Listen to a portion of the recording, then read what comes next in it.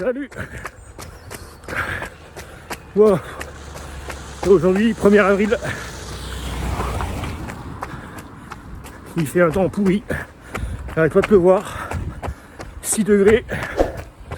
C'est pas top. Mais bon, il y avait une séance de prévu, donc il faut s'y tenir quand même. On met le caouet de toute façon, et puis voilà. Bon, aujourd'hui, c'est une séance d'endurance fondamentale. 1 heure. Voilà, je regarde pas le chrono. C'est une séance cool. Et c'est le début de ma 9e semaine de préparation. Donc voilà, on va voir comment tout ça va évoluer. Pour l'instant, tout se passe bien. J'ai pris un jour de repos hier, ça faisait longtemps. C'était dimanche de Pâques. Aujourd'hui, c'est lundi de Pâques. Et donc, bon, c'était un repas en famille, etc. Donc, on a fait une journée off. Voilà. Bon, c'est le parcours habituel, là. Une boucle en forêt. Comme d'hab, là, je suis sur le bitume. Je vais rejoindre le rond-point des Cibornes. Et après, je prendrai à droite pour retourner sur Villers-Clérieux. Voilà. Bon, allez. À toutes. Et je vais arriver au rond-point des Cibornes. Et je vais prendre à droite.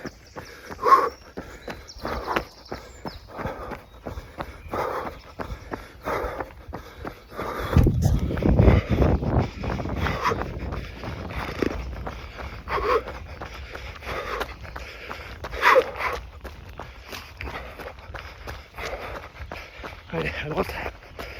Toutes. On quitte le bitume. Et je chemin de terre. On fait gaffe, on met les pieds. On ne trébuche pas dans une pierre. Ni une racine. Allez.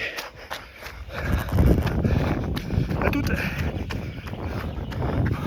Allez, un petit débrief rapide sur cette sortie en endurance fondamentale.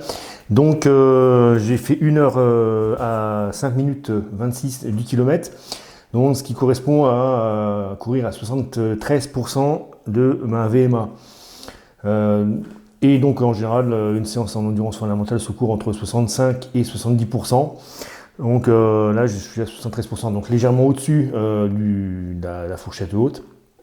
Il veut dire que ma forme augmente au fur et à mesure des semaines, quoi. C'est-à-dire que ma VMA, je suis capable de courir une endurance fondamentale au-dessus de la vitesse requise, et sans pour autant me sentir fatigué ou à la ramasse. Je suis vraiment en endurance fondamentale, c'est-à-dire que je peux courir tout en parlant durant tout le parcours, sur tout le parcours.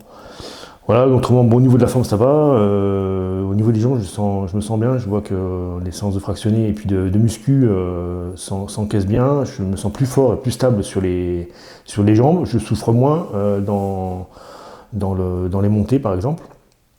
J'appuie plus, je suis capable d'appuyer plus sur les jambes. Le travail des abdos aussi est bénéfique, je le sens.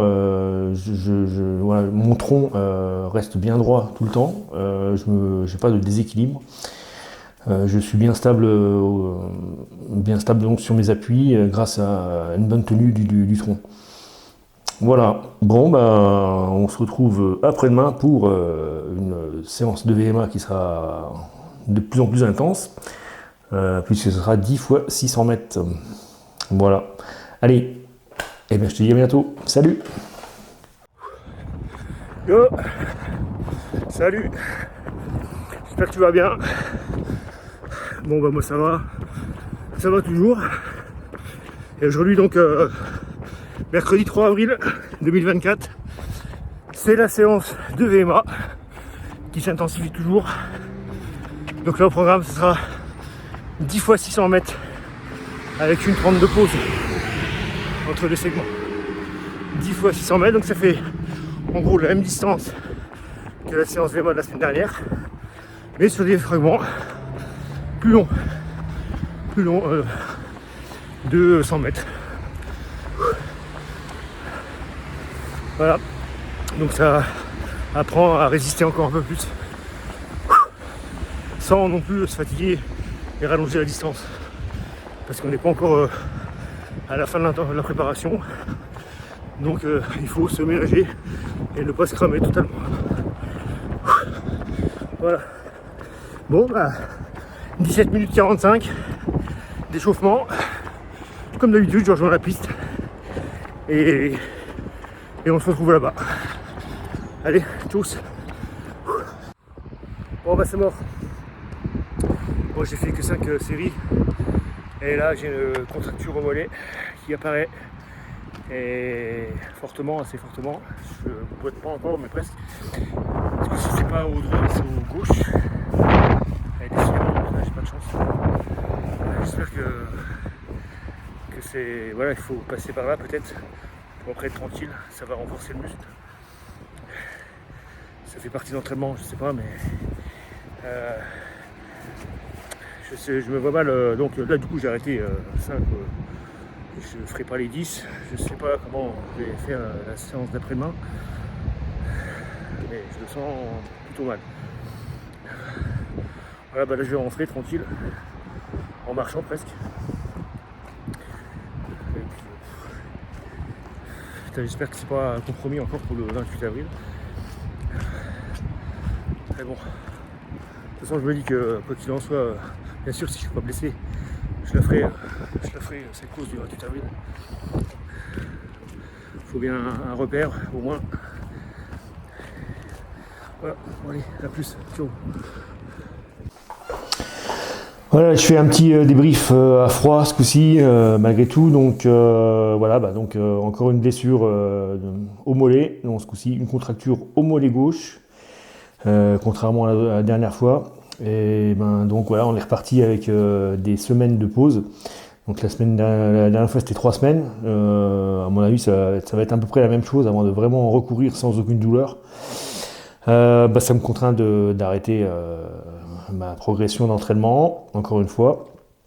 Donc je reprendrai les séances avec 3 tours avec 3 tours de retard. Quant à la course prévue le 28 avril, donc qui va arriver bientôt, on est le 3. Je sais pas, j'ai dit tout à l'heure que je la ferai malgré tout, mais bon, si je recours seulement sans douleur une semaine avant la course, je vois pas trop finalement l'intérêt. Voilà, après prendre un dossard pour prendre un dossard, c'est pas vraiment intéressant. Après bon, si je veux vraiment avoir une référence sur un 10 km qui arrive bientôt, pourquoi pas quand même la courir avec tout l'entraînement passé. Ça me donnera quand même une base. Voilà, bon, je vais voir. Si vraiment j'ai aucune douleur, au moins une bonne semaine avant la course, je pense que je la ferai quand même. Voilà, bon on va reprendre l'entraînement à 100% muscu pour le coup. Et puis voilà, on se dit à plus tard. Et entraînez-vous bien en attendant. Et faites pas comme moi, ne vous blessez pas. Allez, salut!